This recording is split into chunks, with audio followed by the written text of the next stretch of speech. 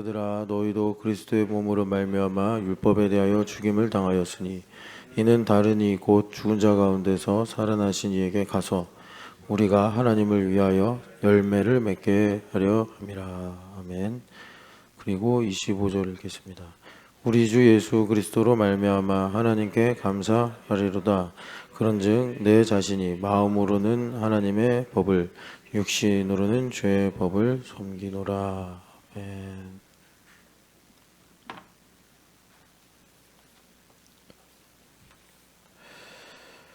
어제에 이어서 오늘 우리가 좀 더 좀 집중적으로 한 주제를 좀 가지고 나누려고 합니다. 어제 이어서라는 건 무슨 말이냐면 이제 우리가 섭리를 보는 과정 중에 이제 고난의 문제를 보았습니다. 이제 불임절 이야기를 이틀 동안 새벽에 봤는데 그러니까 불임절은 그 승리를 기념하고 그래서 모르드게와 에스더가 이렇게 제정한 절기입니다. 그러니까 77절이나 6월절 이렇게 레위기나 신명기에 있는 절기랑은 다르죠. 출발점이 하나님께서 명령하신 절기가 아니라 하나님께서 섭리하신 것을 자원하여 기념하려고 만든 절기다. 이제 그런 것이 신약의 수전절이라고 나오는데 이 수전절은 중간사 시대라고 그 구약과 신약의 한 450년이라는 긴 시간이 있습니다. 그때 독립운동을 했던 일을 기념하면서 그렇게 만든 건데 별 비중은 없습니다. 성경의 수전절은. 그런데 이 불임절은 지금 에스더서에서도 중요하게 다루는 것처럼 우리한테 하나님께서 주신 메시지가 있는데 그러니까 불임절은 승리를 기념하는 절기다. 그런데 그 승리가 하만이 유대인 뭐 온 유대인이라고 해도 틀리지 않죠. 그 페르시아 전역에 있는 유대인들이니까. 참고로 여러분들이 그 성경을 보면 이제 메대라고도 하고 바사라고도 하고 하면서 아수에로도 나오고 아닥사스다도 나오고 다리오도 나오고 고레스도 나오고 또 영어 성경 보면은 아닥사스다를 크세르세스라고 그러고 역사책을 보면은 크세르세스가 아닥사스다라고도 했다가 아수에로라고 했다가 다니엘서에는 또 아수에로가 나오고 느헤미야서에 또 아수에로가 나오고 그러니까 여러분들이 헷갈릴 수 있어요. 그래서 이거 한번 정리를 하면 여러분들이 좀 이해가 쉽습니다. 그러니까 뭐 천제다 중국의 황제를 가지고 천제다 그러잖아요. 뭐 천자 이러기도 하고 그런 식의 이름이 아수에로고 아수에로는 사람 이름이 아니고 황제를 가리키는 고대 근동의 고유 명사 아니야. 그런 걸 이제 보통 명사라고 하나요? 보통 명사 같은 거고. 그리고 이제 아닥사스다 왕이 나오는데 아닥사스다가 이제 뭐 크세스다 뭐 이렇게도 얘기하는데 그것 또한 누구의 아들이냐? 왜냐하면 1세, 2세, 3세 이제 그러잖아요. 그래서 옛날에 무슨 뭐 300이라는 영화 있지 않습니까? 거기에 나오는 왕이 이제 크세스인데 역사가들이 말할 때는 그 사람이 아수에로 에스더의 남편이다 그래가지고 예수님 믿는 사람들이 아수에로 에스더 남편이 이런 사람이야 뭐 이렇게 이제 놀리기도 하는데 그거는 아무래도 이제 마게도냐 입장에서 페르시아를 왜곡하다 보니까 좀 괴물같이 그려놓은 거고요. 역사적으로는 그 사람이 이제 다리우스 1세다 이렇게도 보고 하여튼 그렇습니다. 그래서 여러분들이 한번은 그런 걸 정리를 해야지 좀 질서가 잡힌다. 다니엘서에서 그 사자굴에 다니엘을 넣은 사람이 아수에로인데 다리오인가요? 다리오 왕인데 또 저기 어디 가면 또 다리오가 또 나오고 막 이렇게 왔다 갔다 하거든요. 성경은 역사를 기록한 것이 아닙니다. 역사를 기록한 것이 아니고 사실을 근거로 하나님의 섭리를 기록한 것이기 때문에 여러분들이 그런 부분들이 좀 정리가 안 되면 이해가 한계에 갇힐 수 있다. 여러분들이 성경을 평생 읽고 그래서 성경을 깊이 보고 싶으면 이제 그런 부분들 뭐 신약에도 헤롯이 여러 나오잖아요. 대헤롯도 나오고 여우 같은 헤롯도 나오고 아그리빠도 나오고 아그리빠 2세도 나오고 그러면 도대체 이 헤롯은 예수님 태어나기 전부터 있어가지고 사도 바울을 신문할 때까지 있었던 거냐? 그럼 좀 이상하죠. 많이 바뀌죠. 그래서 그런 이제 우리한테 낯선 뭐 지명이라든지 뭐 명칭이라든지 이런 것들을 정리하면 성경을 보는데 좋고, 그런 걸 잘 정리한 책이 톰슨 주석 성경인데 제가 가끔 이제 보면 안 사더라고요. 이 정도는 사면 좋다 해도 잘 안 사고, 뭐 사서 보는지는 또 모르겠어요. 보시면 성경이 참 재밌을 텐데 안 보니까 이제 뭐 팔복클럽이나 시신목에 보면 성경을 잘 안 읽는 비율로 나오겠죠. 그래서 결국은 이렇게 말을 해놓고 말하면 무슨 소용이냐 또 이런 생각이 듭니다. 설교하면서. 자, 그래서 이 불임절의 영적 승리를 하나님께서 보여주시는데, 영적 승리입니다. 이걸 갖고서 여러분들이 직장에서도 이렇게 해주시겠지, 뭐 우리 애들도 이렇게 공부 잘하게 해주시겠지, 뭐 내 문제도 해결해 주시겠지, 그러면 배를 가지고 산에 가는 경우가 생깁니다. 그래서 일단 먼저는 성경의 말씀을, 이 영적인 내용들인데 이거를 율법적으로 가져가고 싶은 유혹을 이겨내야 되고, 그건 뭐냐, 나를 위해 사는 것이 아니라 예수님을 위해 사는 인생으로 나의 고백이 뿌리 내려야 되고, 그래서 이 불임절의 영적 승리라는 건 뭐냐면, 이제 마귀가 고린도전서 15장 보면은 사망아 너의 승리가 어디 있느냐, 사망아 너의 쏘는 것이 어디 있느냐, 바울 사도가 예레미야서를 이용해서 그렇게 사단을 뭐 정죄, 조롱하는 거죠. 사단은 정죄 받아야죠. 그러면서 사탄이 하는 어떤 관계를 이렇게 말합니다. 너의 쏘는 것은 죄요, 죄의 권능은 율법이라. 그러니까 마귀가 이제 우리를 하만처럼 관계를 가지고 시험을 하는데, 이제 뭐 고난의 상황이라고 할 수 있죠. 그럴 때 하나님 말씀, 하나님의 섭리를 근거로 하더라라는 겁니다. 그래서 우리가 이제 그리스도 예수님 안에 살면서 나를 향한 하나님의 뜻이 무엇인지를 우리가 이제 알고 살아가는 것이 하나님의 섭리하에 산다라는 건데, 그러니까 우리가 믿음만 흔들리지 않으면 이 마귀의 모든 정죄와 관계가 오히려 하나님의 뜻을 알고 행하고 살아가는데 가속 페달이 되더라. 그래서 에서서의 결론이 보니 유대인들을 대적하고 하나님의 일을 방해하려는 모든 숨어있는 잔당까지 일망타진하시는 하나님의 섭리를 본다. 그래서 신학의 신정론이라고 있습니다. 하나님께서 다스리시는 이치가 뭐냐, 신정론. 거기에 해결되지 못하는 문제가 있어요. 그건 천국에 가야지 확실하게 알 수 있는데, 악의 기원은 뭐냐, 악은 하나님의 다스리심 안에 있냐, 하나님의 다스리심 밖에 있냐. 근데 이제 보수적인 그리스도인들은 하나님의 다스리심 안에 있다 이렇게 말을 합니다. 그러면 악을 다스리신 하나님도 악한 거 아니냐. 이제 거기는 우리가 모르죠. 우리가 죽어야 또 천국에 가야지 알 수 있을 거예요. 근데 확실한 건 여러분, 하나님은 선하시고 선하신 하나님께서 우리가 볼 때 모순되게 악을 다스리시는 내용들이 성경에 나옵니다. 그걸 갖고서 하나님도 그럼 악하네 라고 말하는 거는 이제 하나님을 내 머릿속에 가두려고 하는 것이죠. 그래서 우리가 신령한 그리스도인이 돼야 된다라고 성경에서 말씀을 하는 겁니다. 결론은 뭐냐면, 원수마귀가 아무리 우리를 잡아먹으려고 간계를 피우고 사방으로 우겨싸임을 당하게 하고 뭐 정죄를 비오듯이 화살같이 쏘아댄다 하더라도 그 모든 것이 하나님의 다스리시는 섭리하에 있다. 아무리 원수마귀가 최대로 발악한 게 뭐죠? 예수님 십자가 못 박아 죽인 거잖아요. 근데 그것도 알고 보니까 하나님의 영광을 위한 섭리 가운데 있더라. 그러니까 우리가 분명한 믿음을 가지고 내가 살면서 이해가 안 돼도 힘들어도 하나님 하시지 하고 우리가 행하게 되면, 모르드게처럼 에스더처럼 하나님께서 주신 자유의지를 가지고 충성하게 되면 결국 그것들은 합력하여 하나님의 영광을 위한 하나님의 선하신 뜻을 이루시는 가속 페달이 된다. 이걸 우리가 쭉 들었어요. 들었고 그런 일들을 가지고 이제 나의 인생의 고난의 문제를 볼 때 이 고난이라는 것을 대부분의 한국교회 성도들이 징벌적 고난이다. 죄 때문에 당하는 징벌적 고난이다라는 느낌, 생각, 이해 이런 걸 갖고 있어요.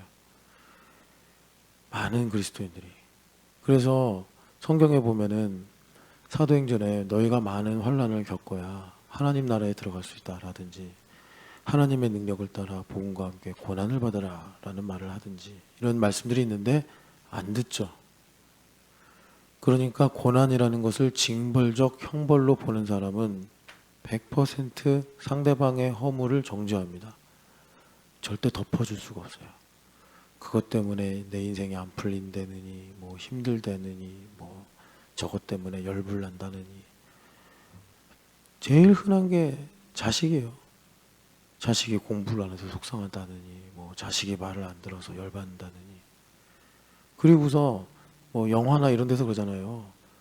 이제 뭐 자식이 떠나거나 뭐 자식을 잃거나 그러면 그냥 사람만 있어줘도 고마운데 그게 본질인데 내 거라고 생각하고 내 마음대로 해야 하니까 이제 그런 말도 없는, 그러니까 실체도 없는 말들을 하고 사는 거예요. 뭐 공부를 안 해서 속상하다느니 이런 일로.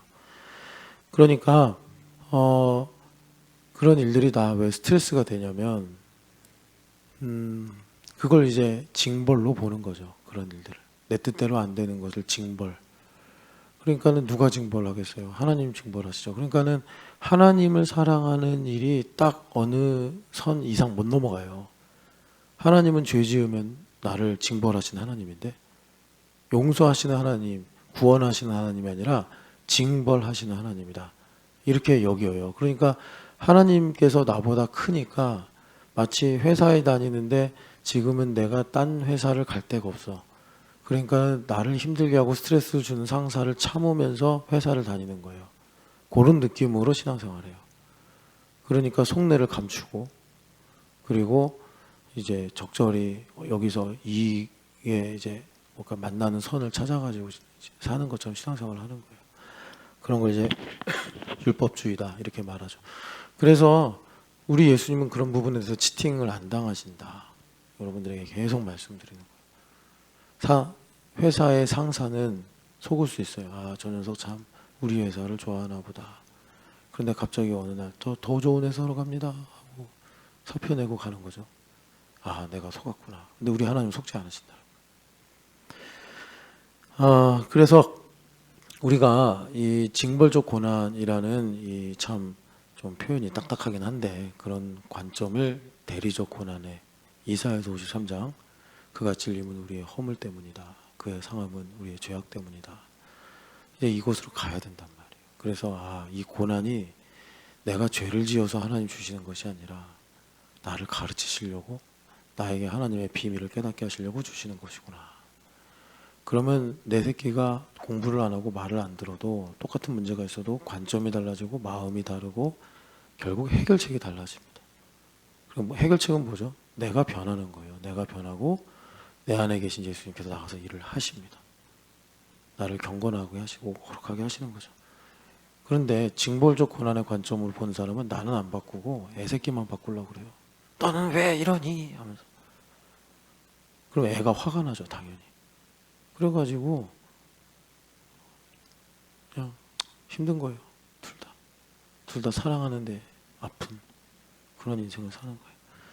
자, 그래서 오늘 우리가 그러면 징벌적 고난에서 대리적 고난으로 봐야 되는데 제가 여러분들에게 좀 읽으라고 뭐 여태까지 다 좋은 책들이라서 읽으라고 한 건데 뭐 이것도 또한 아무리 읽으라고 해도 그냥 바빠서 안 읽으시더라고. 그래가지고 그런가 보다 하고 또 살고 있습니다. 뭐 안 되는 걸 어떡하겠어요. 안 되는 걸. 읽기 싫다는데. 그러니까 거기 보면은 그분이 참 이 자신의 이 사건을 두고 그 책을 쓰셨어요. 그분이 쓴 책 중에 제일 유명한 책은 완벽한 부모란 없단가, 완벽한 부모가 되는 법인가, 하여튼 부모 교육에 관한 책이 있어서 아주 좋은 책인데 이것도 말해봐야 또 안 읽고 오늘 왜 이렇게 다 안 할 거라고 생각이 되는지 모르겠는데 근데 이제 그 책만큼 그 책 혹은 이상으로도 이 책이 참 좋은데 이 책은 잘 안 읽혀서 서점에 가면 없어요. 온라인으로 주문해야 아마 이제 좀 그 서고에 있는 책들이 남아 있는지 배송이 되는 것 같아요. 여하튼 거기에 보면은 고난 중에 왜 고난이 힘드냐? 많은 사람들은 고난 자체 때문에 힘들다고 생각하는데 아니다. 고난을 대하는 나의 관점, 생각, 라이프 스타일 이게 나를 힘들게 한다. 아이고 얼마나 속 시원한지 모르겠어요. 저도 진작에 좀 이렇게 좀 말 좀 잘해볼 걸. 뭐 남편 때문에 힘들대. 그러면서 남편이 나를 힘들게 해요. 막 그게 아니고 그 문제를 대하는 나의 생각, 관점, 뭐 나의 뭐가 있나요? 하여튼 내가 가지고 있는 여러 가지 살아가는 방식들이 그게 고난을 가지고 내가 고통스럽게 만들더라라는 겁니다. 그래서 이제 고난의 문제를 어떻게 해결하느냐라고 그분이 질문하면서 제일 먼저는 잘못된 관점을 바꿔야 된다. 잘못된 관점을 바꿔야 된다라고 해요. 그걸 이제 우리가 대리적 고난으로 바꿔야 된다. 형벌적 고난이 아니라 대리적 고난이다. 성경에서 그리스도 예수님 안에만 있으면 도피성처럼 결코 정죄함이 없는데 왜 이렇게 정죄를 받고 사냐? 왜 이렇게 정죄를 받고 사냐? 그 제가 이제 그러죠. 왜 이렇게 정죄를 받고 사냐? 뭔 말만 하면 이렇게 정죄를 받냐? 근데 가만히 하는 얘기를 들어보면 정죄가 뭔지 모르는 것 같다는 생각이 드는 거예요. 아, 이분이 정죄가 뭔지 모르는구나. 그러니까 정죄가 뭔지 모르면 우리가 모를 수 있잖아요. 아니, 아픈데 왜 아픈지는 모를 수 있잖아요. 의사만 아는 거지, 그건. 그러니까 정죄를 받으면 그 정죄 가운데 있으면 대표적인 특징, 뭐 꼭 위가 아프다고 해서 똑같은 증상만 생기는 건 아니잖아요. 소화가 안 될 수도 있고 위통이 생길 수도 있고 뭐 또 식욕이 없어질 수도 있고 아니면 또 뭐가 있나요? 하여튼 여러 가지 문제가 생길 수 있겠죠. 위가 아픈데 머리가 어지러운 것도 있나? 하여튼 뭐 그런데 똑같은 거 있어요. 정죄를 받으면 여러분 꼭 기억하세요. 그러니까 여러분들이 정죄라는 게 뭔지 신학적으로 모를 수도 있잖아요. 예. 그건 이제 개인 차에 따라 달라지는 거니까. 그리고 또 그걸 안다고 해서 뭐 정죄를 안 받는 것도 아니에요. 그거 알아도 정죄를 안 받는 가장 핵심적인 내용은 성령 충만한 것밖에 없어요. 그러니까 성령 충만하지 않으면 뭐 신학자의 할아버지가 와도 정죄 받아요. 그러니까 정죄를 내가 받는지 안 받는지 어떻게 할 수 있느냐? 마음이 굳어지면 정죄를 받는 거예요. 내가 마음이 굳어지면. 그럼 또 마음이 굳어지는 게 뭔데요? 자기가 마음이 굳어져 놓고서도 마음이 굳어진 줄을 몰라. 또 왜 익숙하니까. 항상 내 기본값이 이 정도니까 내가 마음이 굳어져 있어. 그래도 몰라. 그러니까 마음이 굳어져 있다는 건 뭘 이렇게 기준으로 해서 마음이 굳어졌다라고 하는 거냐면 성령 하나님의 렐마가 들려야 되는데 안 들리면 마음이 굳어지는 거예요. 그러니까 어린아이가 마음이 굳어지는 거, 어른이, 그러니까 신앙생활 오래 한 어른이 마음이 굳어지는 거, 초신자가 마음이 굳어지는 거, 좀 성숙한 사람의 마음이 굳어지는 건 다르겠죠. 당연히 달라요. 어제까지 예수님 안 믿다가 오늘 예수님 믿는 사람이 마음이 굳어지는 문제랑 김찬양 집사가 마음이 굳어지는 거랑 완전히 다를 수 있어요. 어쩔 때는 반대 양상이 나타날 수도 있어요. 김찬양 집사님이 갑자기 어느 날, 나 이제 뭐 충성해야겠어 해가지고 평소에 뭐 하던 일들을 더 열심히 교회에서 하고 막 그래요. 그게 마음이 굳어진 일일 수도 있어요. 성숙한 그리스도인에게는. 여러분들이 이게 이해가 되시는지 모르겠는데 그래서 마음이 굳어지면 주변 사람들 말을 듣기 싫어하고 주변 사람들의 말이 안 들려요. 그러니까 교회에서 이 마음이 부드러워지는 게 왜 이렇게 중요하냐면 마음이 부드러워진다는 걸 예수님께서 온유와 겸손이라고 말씀하셨잖아요. 그러니까 이걸 생각하면 우리가 예수님을 생각하다 기절할 법한데 왜냐하면 예수님은 전능하시고 모르는 게 없으신 분이잖아요. 그런데 어떻게 온유하고 겸손하실 수 있냐고. 그러니까 예수님께서 온유하고 겸손하시다는 거는 여러분 이렇게 말하면 또 불경하다고 시비 걸지 모르겠는데 예수님께서 베드로에게 배우시고 요한에게 배우시고 심지어 문둥병자에게 배우시고 세리창기 같은 죄인들에게도 배우셨다는 거예요. 그러니까 이걸 생각하면 머리가 아파서 기절하죠. 아니 예수님 어떻게 그러실 수 있냐는 거예요. 정확하게 말하면 그들을 통해 말씀하시는 주님의 하나님 아버지의 음성을 들으신 거예요. 우리는 안 듣잖아요. 우리는 조금만 내가 창피하고 내가 조금만 긴장하고 내가 조금만 뭐가 이렇게 마음이 안 들면 주변 사람들 말 안 듣잖아요. 안 듣고 안 듣는 걸 그냥 들키면 또 체면이 안 서니까 아까 김창은 집사님 예를 들어서 말한 것처럼 교회를 열심히 하는 모양으로 포장을 해서 막 돌진하려고 그러잖아요. 돌진하려고. 그러니까 이런 내용들을 보면 이게 어디까지 가는 건가. 그러면 이제 겸손과 온유 문제까지 갔어요. 그럼 이분이 예수님 아나? 예수님 사랑하나? 그래서 제가 그러는 거예요. 허윤실 자매가 지금 주일학교를 하는데 제가 이렇게 목회자로서 면밀히 보니까 이분이 점점 마음이 굳어지네. 교회에서는 참 훌륭하게 사역을 하신다고 하는데 신집사님하고는 점점 멀어지네. 신집사님하고는 점점 긴장이 높아지네. 그러면 이게 겉에서의 문제가 아니라 중심에서 문제라고. 그러니까 제가 그렇게 하겠죠. 이제 그 문제가 좀 어느 이렇게 운용하는 차원에서 다룰 수 있는 게 아니면 일단은 자동차를 달리면서 뭐가 문제지 하고 살필 수 있어서 고치면 되는데 그게 안 되면 일단 세워야 되고 계속 달리다가는 사고가 나니까 멈췄는데도 모르겠으면 공장 보내야죠. 그렇게 가야 되지 않겠습니까? 공장 가는 건 이거예요. 윤실자매가 인생이란 자동차를 운전하고 있는데 내가 적당히 신집사님하고는 이래야 됩니다. 물질 문제 이래야 됩니다. 성원이 이렇게 키워야 됩니다. 하는데 알겠습니다 하고 안 바뀌어. 안 바뀌는 거예요.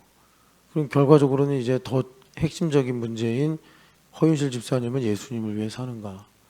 예수님을 사랑하는가? 우리는 구원의 확신이 있기 때문에 더 깊은 심층적인 차원으로 들어가서 허윤실 거듭 낳는가까지도 점검을 해야 되는 거예요. 그런 시그널들이 나오니까. 자동차 보면은 가끔 모르는 분들 있더라고요. 엔진 경고등이라는 게 있어요. 이게 노랑불로도 켜지고 빨강불로도 켜져요. 엔진 경고등, 그러니까 엔진 경고등이 있는지도 모르는 운전자들이 많아요. 그래서 어쩔 때 보면 엔진 경고등이 켜졌는데, 뭐 노란불로 켜졌는데, 이게 뭐지? 에코등인가? 막 이러고 이제 다니는 분들이 계실지 모르는데 엔진 경고등 켜지면 큰일 난 거니까 빨리 공장 가셔야 됩니다. 근데 엔진 경고등이 켜졌는데 안 가려고 하는 거죠. 그러면 이제 윤실자매 좀 주일학교 그만 내려놓고 다시 우리 처음부터 시작하자. 제가 그러는 거죠. 아니 주일학교 열심히 하고 예수님께서 도무지 내가 너를 알지 못한다. 신집사님이랑 살면서 그냥 자기는 아내로서 사는 거 포기하고 자기가 그냥 교회 일로 여러 가지 보상을 받으면서 임시방편으로 살아요. 그리고 예수님 오셔가지고 잘했다 너 정말 훌륭하다 이러시겠어요? 내가 너를 모른다 이러시지. 그러니까 어떡하겠어요. 유실자매 주일학교 성경학교가 눈앞에 있지만 안 해도 돼요. 까짓거가 뭐 전지현도 있고 뭐 까짓거라고 해서 그거는 이제 하나님의 영광에 비교하면 아무것도 아니라는 거예요. 전보미도 있고 또 뭐 많잖아요. 뭐 박소영도 있고 기도도 안 하지만 박소영도 있고 여러 명 있잖아요. 그러니까 헌실자매 빠져도 잘 돌아가요.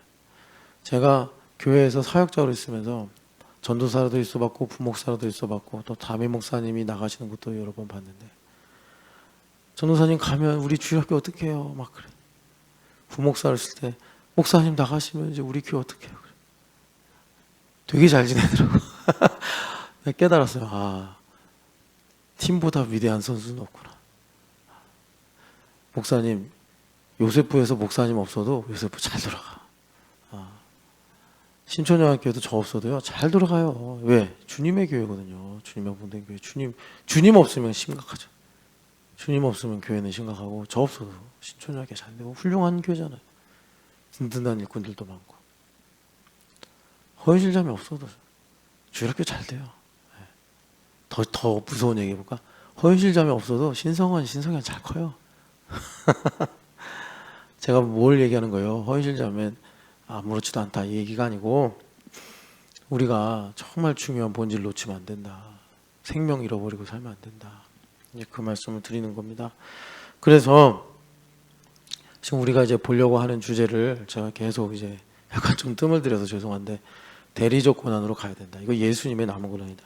그러니까 형벌적 고난이냐 대리적 고난이냐 이 문제를 이제 어려운 말이잖아요. 그래서 이거를 좀 알기 쉬운 말로 바꾸면 자, 징벌적 고난이라는 거는 뭐 여러분들 더 설명 안 해도 아시겠죠? 우리가 죄인이니까 징벌적 고난은 여러분 그 뭡니까? 그 다른 종교에서도 많이 다루죠. 뭐 인과응보 해가지고 징벌적 고난. 그러니까 다 참 희한하죠. 어떻게 다 이제 다른 종교들도 이런 말을 할까? 그죠? 네. 그런 건 이제 모든 사람 마음에 아 인간은 죄인이다. 라는 이런 이제 기본적인 심성은 있는 거예요. 뭐 성악설이냐 성선설이냐 그러는데 성악설이 맞습니다. 성악설이 맞고 인간은 죄인이죠. 근데 뭐 그걸 또 넘어서 하나님의 형상으로 지음받았다 그러면 또 성선설도 있겠죠. 여하튼간에 이 징벌적 고난 이게 죄인인 인간의 기본적인 마음이에요. 이걸 왜 우리가 이제 문제라고 하냐면 많은 목사님들이 실제로 목회를 징벌적 고난의 관점으로 삶을 해석하면서 가르칩니다. 그러면 이해가 일단 빨라요.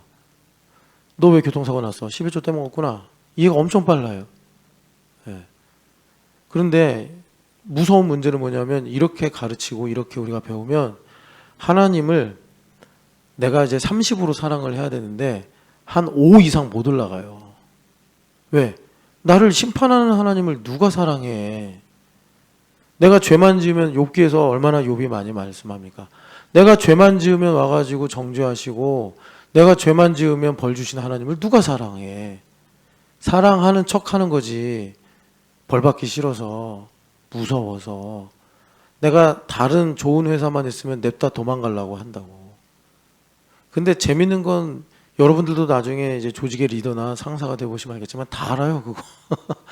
자기는 감춰가지고 모르겠지 하는데 희한하게 모든 조직이든 간에 어떤 조직이든 간에 리더는 그게 보이더라고. 아 쟤는 지금 좋은 회사만 나오면 내빼려고 하는구나. 여러분 직장 생활할 때 그런 마음 갖지 마세요. 주님께서 옮기실 때가 되면 옮기시겠지 하고 다니시면 되지 뭘 간이 많이 오니 간이 뭐 이러고서 사람들한테 다 실망시키고 왜 그래요. 듬직한 사람들이 돼야지. 그래서 징벌적 고난 이제 이거는 뭐 여러분들에게 따로 설명할 필요가 없고 대리적 고난이라고 하니까 그럼 뭐 대리운전인가 뭐 누가 내 고난을 대신 받아주신다는 건가 이러면서 조금 이제 여러분들이 애매한 알긴 알겠는데 애매한 느낌이 들 수 있는데 이걸 성경에서 뭐라 그러냐면 이 대리적 고난도 내가 당하는 고난이에요. 누가 다른 사람이 당하는 고난이 아닌데 골로새서에서 내 육체의 채우는 이러죠. 내 육체의 채우는 그리스도의 남은 고난이다. 그리스도의 남은 고난이다.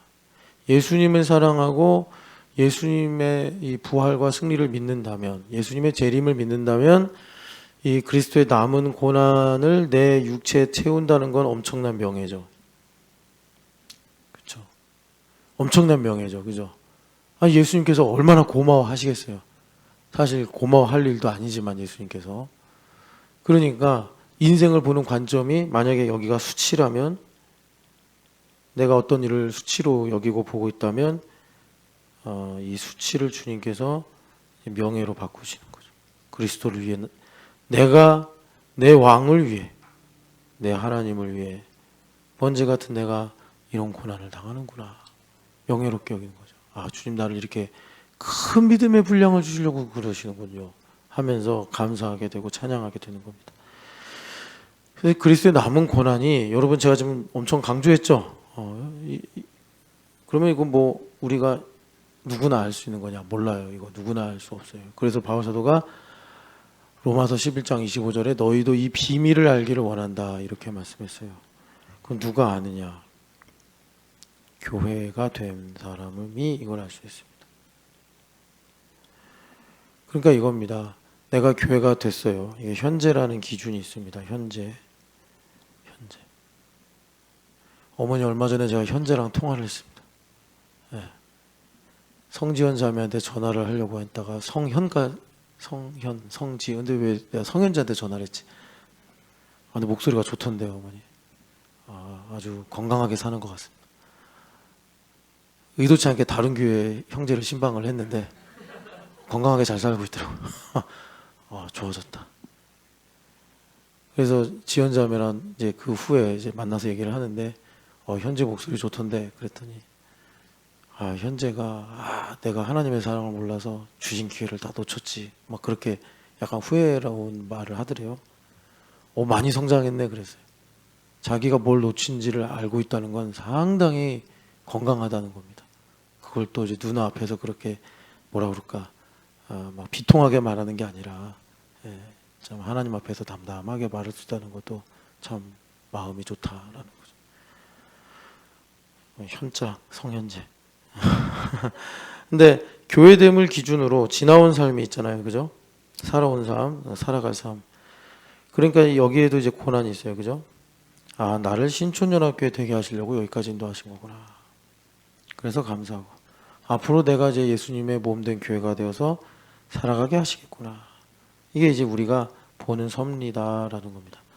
그래서 내가 이거를 바울사도가 교회를 위하여 이렇게 말합니다. 교회를 위하여 내 육체에 채우는 고난. 그러니까 이거를 다른 말로 똑같은데 다른 말로 바꾸면 예수님을 위하여 내 육체에 채우는 고난 이렇게 말하는 거고, 이거를 바울사도가 이제 구체적으로 좀 골로새 교회에게 전달하고 싶으니까 교회를 위하여 내 육체에 채우는 고난.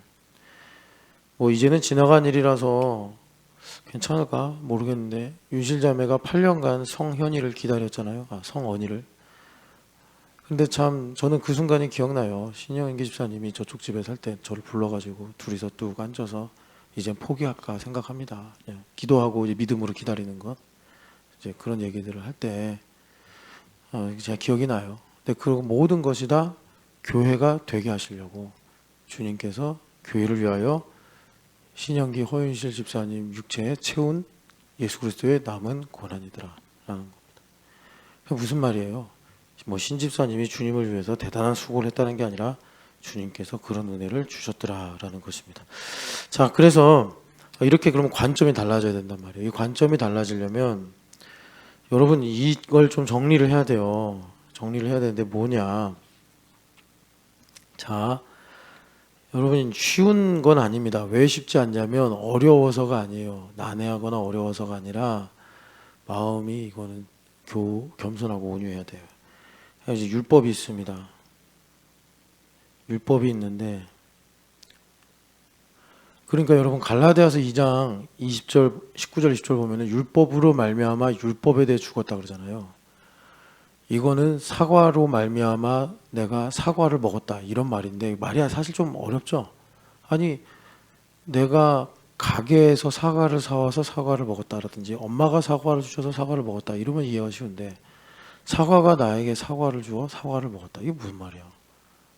알듯 말듯 하단 말이에요. 이제 그런 성격의 표현이 율법으로 말미암아 율법에 대해 죽었다 이런 말인데 율법의 본질을 모르면 수수께끼 같은 거예요. 수수께끼 같은 거예요. 그래서 지금 제가 여기서 이제 율법이다라고 하는 건 이제 현실의 문제를 말하는 겁니다. 우리가 율법 속에서 살고 있다. 그러니까 잠을 안 자면 병에 걸리는 거예요. 밥을 제대로 안 먹으면 반드시 몸은 아프게 되는 거예요. 제가 어제 특집 기사를 봤는데 치매에 걸리는 나쁜 행동들을 많이 하고 있더라고요. 제가 그래서 하면 안 되겠다. 그 중에 하나가 수면 부족, 2번이 스트레스. 그러니까 주마등 같이 우리 교회 사람들 얼굴 몇몇이 지나갔어요. 잠 안 자는 인간들 치매 걸리겠구나. 요양원 보내야지. 제가 그러고 있습니다. 치매 걸리면 요양원 보내. 힘들어요. 어떻게? 자기가 여태가 잠을 안 잤다. 그러신 분들은 10년 안에 나는 요양원 간다 생각하시면 잘 보내드릴게. 제가 무슨 말 하는 거예요? 잠 좀 자라는 거예요. 왜 잠 안 자고 자빠져서 그렇게 치매 걸릴 인생을 사냐. 정신 차리고 잠 좀 자라. 자, 그래서 이 율법이 현실이에요. 현실의 문제인데 우리가 지금 7장 4절 말씀 읽었잖아요. 7장 4절 보면 율법에 대해서 죽임을 당했다 이렇게 말씀해요. 율법에 대해서 죽임을 당했다. 그러니까 많은 그리스도인들이 이거를 잘 몰라가지고 율법 안 지켜도 되네. 율법 안 지켜도 되네. 이렇게 생각해요. 그래서 예수님도 그런 오해를 받으셔가지고 아니다, 난 율법을 폐하러 온 것이 아니다. 율법을 완성하러 왔다 이렇게 말씀하셨고, 바울 사도도 예수님의 복음을 전하고 사니까 저 사람 할례도 받지 말라고 그러고, 또 심지어 뭐 나중에 그 예루살렘에 갔다가 잡힐 때 보면 성전을 뭐 훼손하겠다라는 말을 했다 막 이러니까 바울 사도가 나 그런 거 아니다. 난 율법을 뭐 훼손하려고 한 게 아니다 하면서 로마서에서 이제 변호를 하잖아요. 오히려 율법을 굳게 세운다. 이제 이렇게 말씀하신단 말이에요. 그러니까 율법에 대해 죽었다라는 건 뭐냐면 내 힘으로 살기를 끝냈다라는 겁니다. 그 내 힘으로 사는 것을 끝낸 사람은 수치에 대해 죽습니다. 수치에 대해 죽어요. 여러분, 우리가 입관이란 이제 장례 예식 절차가 있잖아요. 그때 이제 시체에다가 그 고인에게 이제 상복을 입히죠. 상복, 배옷, 하여튼 거 입히잖아요. 수치스러워 하든가요? 아니란 말이에요. 그러니까 이 수치의 문제는 어떻게 보면 영적 전쟁에서 우리가 죽을 때까지 성령 하나님으로 충만해서 깨어 있어야 될 숙제이기도 합니다. 그런데 그렇다고 해서 내가 수치를 인정해야 된다는 건 아니에요. 그러니까 율법에 대해서 죽었다는 건 율법을 안 지켜도 된다가 아니고 내 마음대로 사는 인생을 끝낸다라는 겁니다. 근데 이거를 잘 몰라서, 그러니까 율법 폐기론으로 갔다가 율법주의로 갔다가 율법 폐기론으로 갔다가 율법주의로 갔다가 그래요. 그러니까 율법 폐기론도 내 마음대로 사는 거예요. 그죠? 디모데전서 1장에 율법이 왜 필요하냐 바울 사도가 말씀하시죠. 율법 폐기론자들 때문에 그런 거다. 그 당시에 그 쾌락주의자들이 있었어요. 그 사도행전에 보면은 바울 사도가 아테네에 가서 설교를 하시는데 거기에 스토아 학파, 스토아라고 했는데 에피쿠로스 쾌락주의자 둘이 이렇게 대세였나 봐요.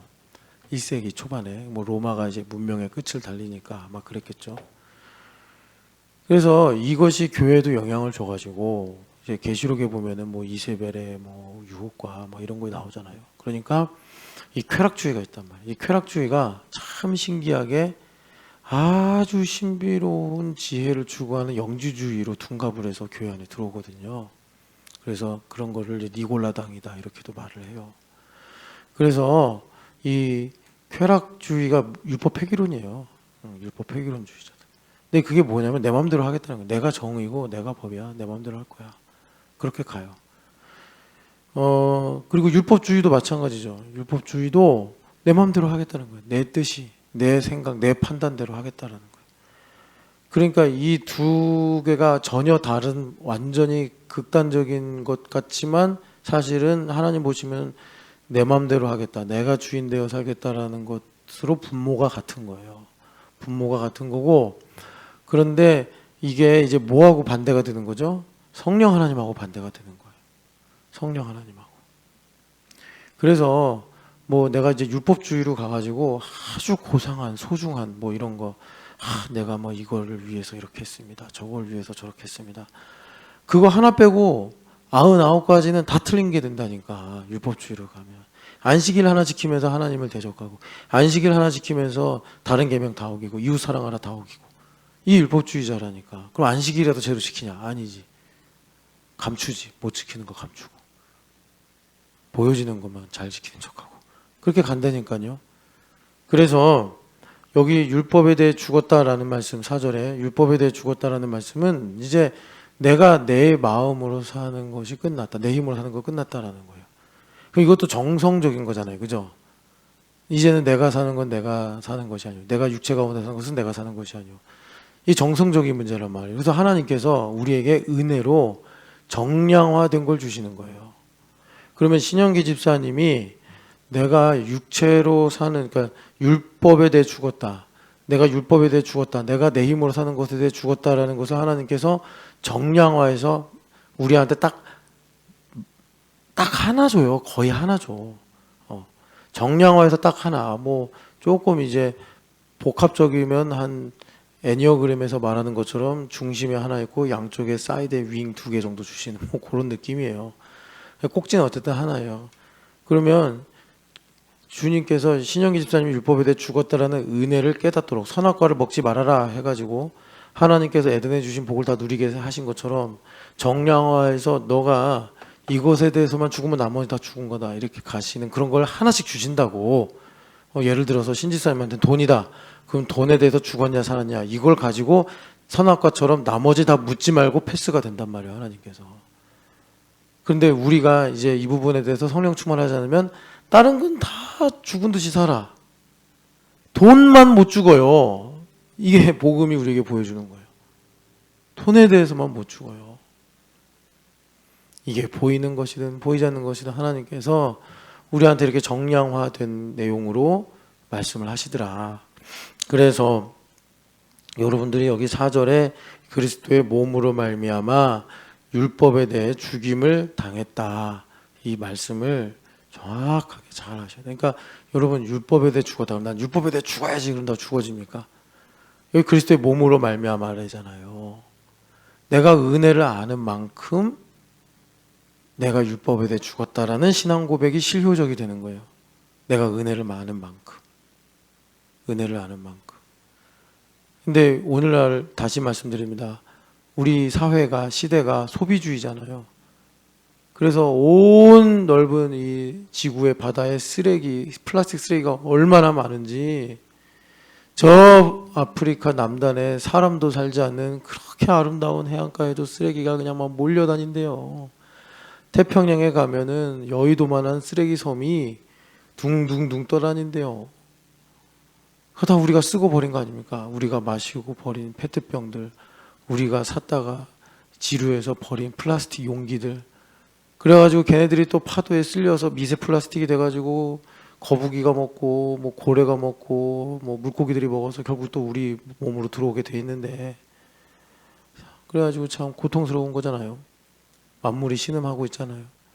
우리가 그렇게 하나님의 은혜를 플라스틱처럼 쓰고 버린다니까. 참 이게 우리 시대의 통증이에요. 그래서 여하튼 여러분, 은혜를 아는 만큼, 그리스도로 말미암아 은혜를 아는 만큼 율법에 대해서 죽더라. 율법에 대해서 죽는다는 걸 조금 더 세밀하게 말하면 내가 누군지를 알고.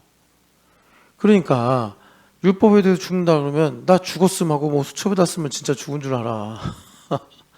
율법에 대해 죽었으면요, 이런 일이 일어나는 거예요. 이제 하나님에 대해 산다는 게 이제 동시 상황이잖아요.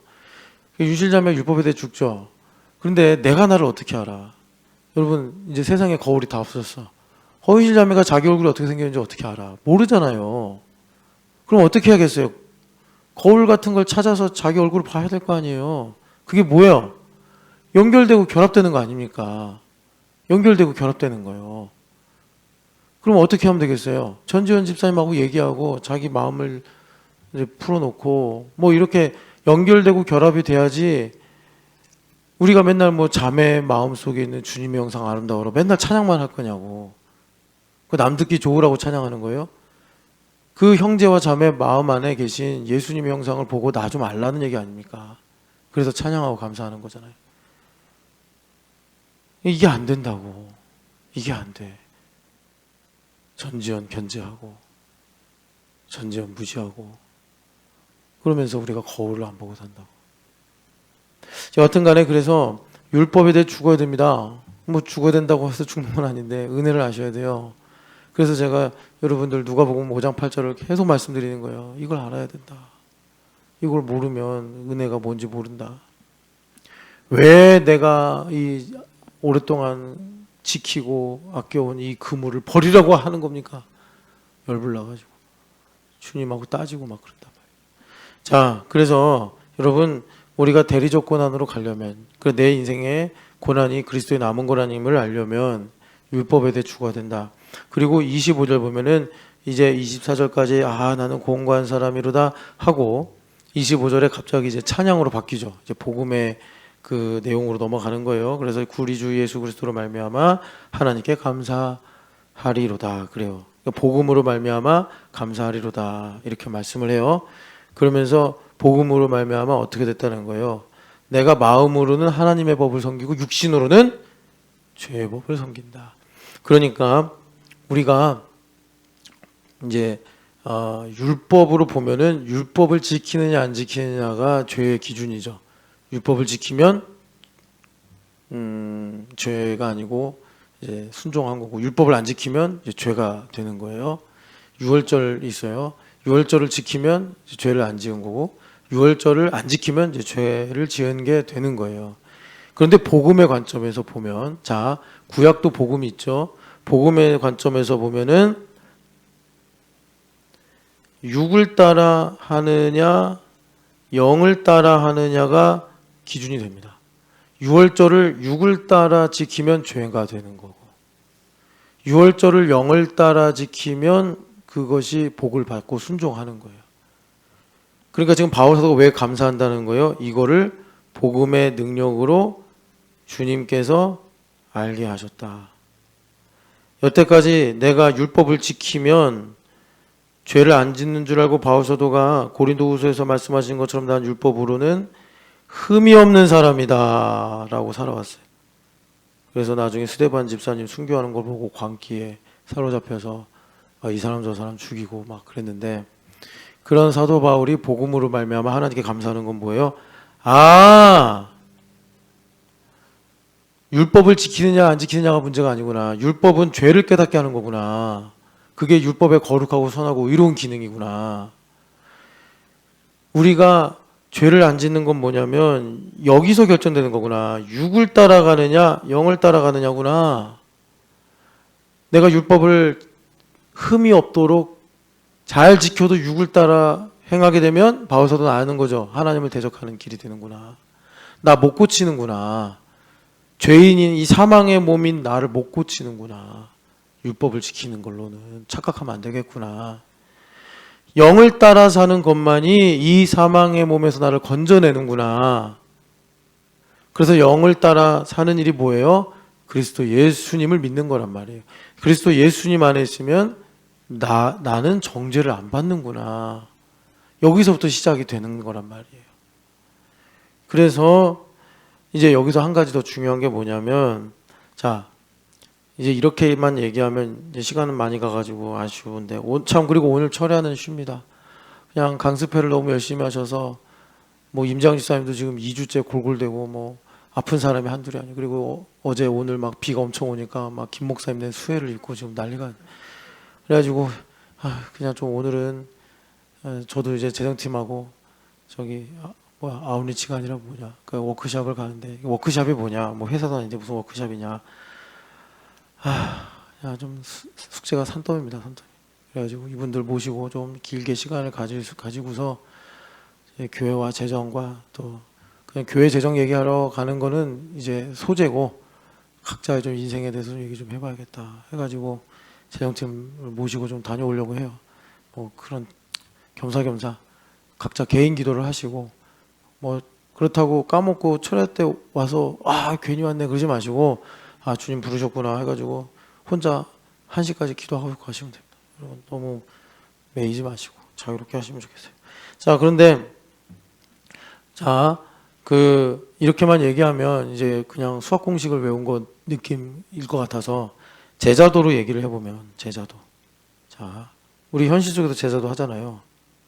현실 속에서 제자도를 하면, 여러분 제가 계속 말씀드리는 게, 우리 교회는 제자도를 하니까 제발 이 손가락 보지 말고 하나님 봐라, 달 봐라.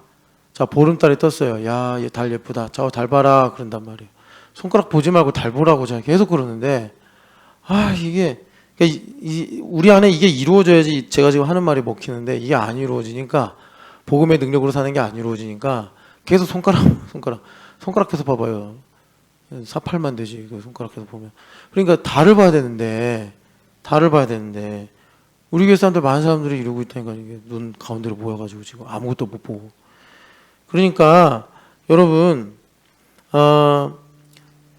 여기 이제 7장 15절 보면은 이 죄의 법에 대해서 바울사도가 논하기 시작하시는데, 죄의 법에 대해서 논하기 시작하시는데, 죄의 법이 뭐냐? 내가 원하는 것은 행하지 아니하고 도리어 미워하는 것을 행함이라. 제가 여러분들이 달 안 보고 손가락 보잖아요. 그럼 여러분들 저를 되게 싫어하고 미워하고 증오하고 대적하게 됩니다. 여러분, 그래서 가룟 유다가 예수님 팔아먹은 거예요. 여러분들 가룟 유다 살면 안 되잖아. 저도 그래서 여러분들 때문에 망하면 안 되잖아. 그러니까 제가 계속 달 보라고 하는 거. 왜 나를 봅니까? 달 봐야지. 나중에 나를 죽이려고 그런다니까. 달 보라고 달. 왜 손가락 보고서 손가락이 달입니까? 왜 이러고 있냐고. 죄의 법이라는 게 뭐겠어요? 율법을 안 지키는 게 죄의 법이 아니라 내 힘으로 내가 주인 돼서 사는 게 반역법이요 죄의 법이란 말이에요. 그러니까 죄의 법을 따라 살아. 내 힘으로 살아. 내가 좋은 성도가 되려고 그러고 내가 뭐 목사님 말씀을 잘 지키려고 하고 그러면 원하는 거랑 반대로 간다니까요. 이거를 도대체 그냥 자기가 겪어봐야 알겠어요? 자기가 가룟 유다처럼 그렇게 해봐야지. 그 오죽하면 제가 그 나스메 소새끼에 코코로라도 좀 읽어보라고 하는 게 그런 이유. 코코로 읽으면 뭐해 또. 읽고서 모르면 모르는 거 어쩔 수 없는 거지. 사람이 그렇다니까요. 그냥 자기 힘으로 사는 걸 제발 좀 내려놓으라고. 은혜를 알라고. 그렇게 말씀을 드려도 왜 계속 기억상실증에 걸리십니까? 진짜 영적 치매에 걸린 것처럼 왜 까먹으십니까? 그래서 여러분, 이 제자도가 복음이 아니라 율법이 되면요 어떤 경우가 생기냐면 이 지금 15절 말씀 뭐예요? 만약에 김 목사님이 율법적으로 엄태호 목사를 배워야겠다. 뭐 초등 학문 시절엔 그게 괜찮아요. 그런데 저도 그렇고 김 목사님도 그렇고 뭐 수명이 온 내일 하는 거 아니잖아요. 몇 년만 지나면 김 목사님이 칼을 갈아. 엄 목사 밑에서 지냈던 뭐라 그럴까 이 원통한 시절 하면서 내 이 뭐라 그럴까 그동안 당한 걸 갚아주리라. 진짜 그런 부목사를 제가 많이 봤다니까요. 김 목사님도 신학교 다녔으면 신학생들이 어떻게 사는지 알 거야. 그러고 산다니까. 증오의 칼을 갈아요. 와진상담하듯이. 마귀한테 갈아지 그거를 왜 담임 목사한테 갈고 있냐고. 근데 인생이 흑암이 그래요. 흑암이 그런다고. 그래서 내가 내 힘으로는 도저히 제자도라는 것을 할 수가 없구나라는 걸 입증하고 끝난다고. 입증하고 끝난다고. 그래서 달을 보라 말씀드리는 거예요. 그러니까 영을 따라 제자도의 길을 걸으면 어떻게 되느냐. 자, 이 부분을 많이 놓치는데, 자, 우리가 사는 현실은 율법이에요. 율법이라고. 자, 내가 사는 현실은 율법이라는 건 뭐냐면, 신집사님 요즘에 기도 안 해. 기분 나쁘다고. 신집사님이 죽기 전까지는 기분 나쁘다고. 담임 목사가 와서 신집사님 왜 기도 안 해요? 라고 말하면 하면 이거는 이상한 것 같아요. 허집사님, 신집사님 이상한 것 같아. 내가 그러지. 신집사님 천사네. 안 그래요. 신집사님 왜 기도 안 해? 이러면 신집사님이 기도하는데요. 정색하고 그러든가. 목사님 저에 대해 뭘 하신다고 그러십니까? 옛날에 그런 것처럼 그렇게 들이받든지. 그래야 정상이지. 예, 저 기도 안 합니다. 이러면 허집사님, 신집사님 이상하다. 긴장해라. 정신 나갔나 보다. 그립에서 하도 야근하고 쪼이더니 바보가 됐나 봐. 내가 그러지. 예. 그러니까 이제 우리가 이런 가운데 신집사님 안에 있는 기도를 못하게 만들던 불신이라든지 스트레스라든지 그런 것들이 드러나는 거죠. 그런데 신집사님이 그런 일들을 두고서 이제 성령 하나님께서 신집사님에게 말씀하시고 감동을 주시면 한 하루가 지나기 전에 적어도 목사님이 이런 것 때문에 나한테 그렇게 말을 했구나라고 나와 신집사님이 마음이 같아진단 말이에요.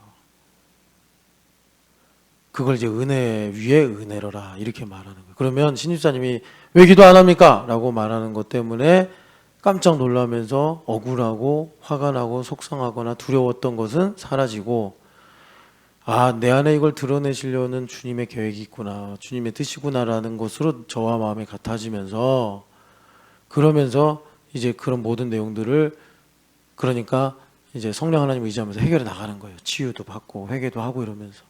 그런 걸 로마서 10장 8절에 믿음의 말씀이니라 한 거예요.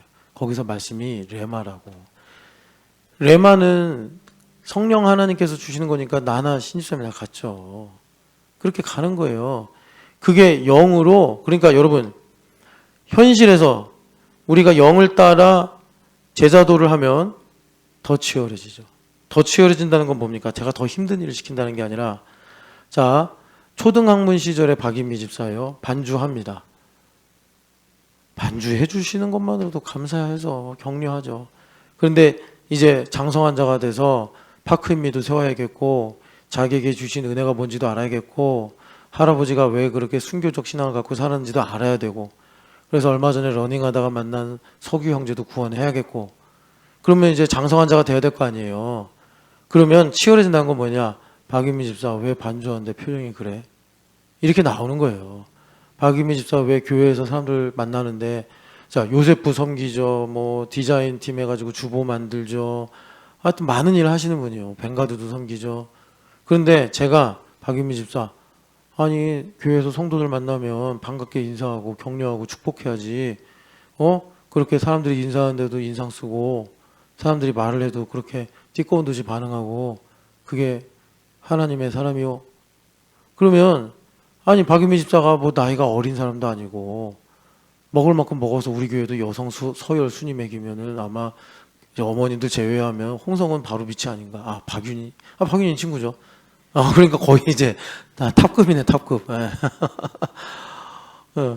아유, 자존심 상하죠. 억울하죠. 또 뭐 살다 보면 힘든 일 있지 않겠습니까? 그러니까 막 목사님 또 알지도 못하면서 나한테 또 저렇게 오해하네, 막 이럴 수도 있는데, 그런 게 치열해진다는 거예요. 그런 게 치열해지는 거예요. 뭐 이제 그런 것만 있는 건 아니겠지만, 그래서 오늘 뭐 이제 좀 시간이 많이 가서 제 욕심 같아서 더 전하고 싶은데, 그래서 결론을 내리면 그렇습니다. 자, 로마서 10장 8절 한번 읽고 이제 기도 제목을 말씀드릴게요. 10장 8절 같이 읽겠습니다. 10장, 로마서 10장 8절입니다. 그러면 무엇을 말하느냐? 말씀이 내게 가까워 내 입에 있으며 내 마음에 있다 했으니 곧 우리가 전파하는 믿음의 말씀이니라. 아멘. 박인미 집사 왜 그래? 라고 제가 말을 합니다. 신집사님 왜 기도 안 해요? 라고 말을 합니다.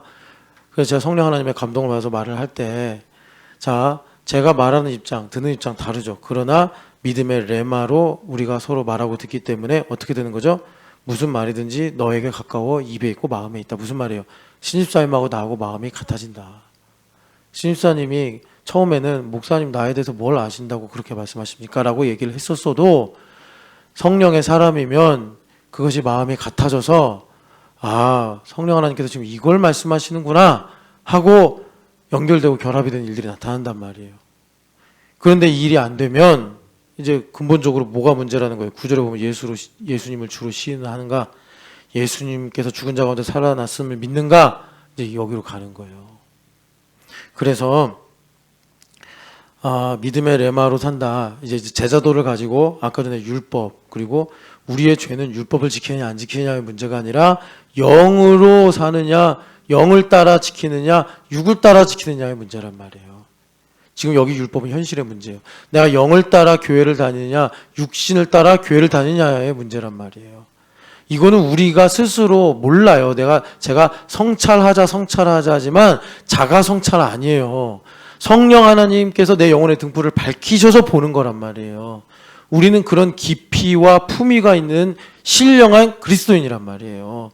그래서 성령 하나님께서 내게 등불로 조명하실 때 내가 지금 하는 행동이나 말이나 내 마음의 상태가 육신을 따라가는 건지 영을 따라가는지를 알 수 있단 말이에요. 그래서 영을 따라 우리가 살아가게 되면 현실에서는 율법적으로 치열하다. 성경 한 장 읽느냐 안 읽느냐가 내가 숨을 쉬며 사느냐, 숨을 멈추고 죽은 듯이 사느냐를 결정한단 말이에요. 그래서 이런 일들로 주님께서 우리를 가까이 하시는데, 자, 그래서 이렇습니다. 첫 번째, 제자도가 되면은 율법적으로는 제가 유실자매한테 말을 하지 않아도 말과 뜻이 교통이 되고 정서가 같아지는 게 제자도예요. 더 나아가서 유실자매랑 저랑 인생이 같습니까? 여부분은 여자분이고 전 남자고 엄마고 저는 아빠고 저는 제 인생이 있고 윤실자면 자기 인생이 있잖아요. 그러니까 무슨 말이냐면 이런 거예요. 여러분 나중에 이게 잘 이해가 안 되면 꿀벌과 천둥이라는 영화가 있어요. 그 일본의 베스트셀러 소설을 영화로 만들었는데 거기 보면 주인공이 자기랑 비슷한 천재를 만나. 그래서 즉흥 연주를 하는데 전혀 다른 멜로디를 하는데 그게 교감이 돼요. 그게 제자도예요. 제가 이강호 목사님을 복부 타듯이 사는 게 제자도가 아니라 이강호 목사님의 소명이 있죠. 그분은 정읍에 태어나서 전북대학교를 나와가지고 민주화 운동을 하다가 꿈을 갖고 서울에 올라와서 사업을 하고 주님께 충성하려고 그러는데 사업이 안 돼가지고 지금 목회를 하시면서 송파구에서 좋은나무교회 하시는 분이고, 저는 78년에 태어나가지고 지금까지 총신대학교를 나오고 이렇게 저렇게 살다가 여기 신촌여학교에 있는 거고, 우리가 제자도로 신령한 노래를 하며 살아간다는 건 뭐냐면 꿀벌과 천둥을 보면 이해가 잘 돼요. 악보가 없어. 즉흥 연주야. 그러니까 서로 머리에서 나오는 걸로 연주를 하는데 그게 멜로디가 되는 거예요. 그게 제자도예요. 근데 뭐 말이 안 통하면 어떡합니까? 살라고 그러는데 죽으려고 그러고, 이제 죽어야지 그럼 막 살려고 막 바둥바둥 거리고. 아, 여러분 이제 제자도가 오늘은 주제가 아니고, 그래서 우리의 인생에 형벌적 고난으로 보는 관점에서 대리적 고난의 관점으로 봐야 되는데, 그러려면 나의 이 어떤 생각의 틀이, 그러니까 믿음의 고백이 율법을 지키느냐 안 지키느냐가 죄가 아니냐 마느냐가 아니구나. 난 율법에 대해 죽었구나. 그래서 나의 인생의 관건은 뭐예요? 마음으로는 하나님의 법을 따르려고 그러고 육신으로는 죄의 법을 따르려고 하는 거구나. 이걸 알아야 된단 말이에요. 그래서 영을 따라 사는 자에게는 자유가 있고 육을 따라 사는 경우에는 매임이 있고 거기는 또 정죄가 있다. 그래서 로마서 8장으로 가면 육신의 생각을 따르면 사망이요, 영을 따라 사는 사람은 생명과 평안이니라. 주님 말씀하십니다. 여러분, 그럼 영을 따라 살려면 어떻게 돼요? 교회가 되어서 성령 충만하게 사는 거예요. 그래서 제가 신입사님 왜 기도 안 합니까? 이렇게 말하면 이제 그거 갖고서 내가 최소로 미니멈으로 말하면 화가 나겠죠. 아니 지금 내가 회사 다니기도 힘들어 죽겠는데 그래도 내가 새벽 예배 안 빠지고 나오는데 나보고 기도를 안 한다고 말한다니. 그러면 이럴 거예요. 강성모는 일주일 내내 새벽 예배 안 나오는데 왜 새벽 예배 나오면 나한테 뭐라 그러냐 막 이런 생각 들 거 아니에요. 목사님은 강성모만 좋아하고 싫어 막 이럴 거 아니에요. 이제 그런 게 살라고 그러는데 뒤지러 가는 거다. 살라고 그러면 좀 살고, 또 내가 죽을 타이밍이 있으면 주님과 함께 연합하고, 여러분 그런 복을 누리시기를 축복합니다. 사랑하는 하나님 아버지, 하나님 우리에게 복음을 주셨습니다. 복음의 능력을 따라 살아서 나의 인생이 얼마나 아름답고 얼마나 영광스럽고 얼마나 거룩한지를 알아 주님 앞에 한 번의 인생 별인 검과 같이 충성하는 인생 되게 하여 주시옵소서. 부활하신 예수님의 이름으로 기도합니다. 아멘.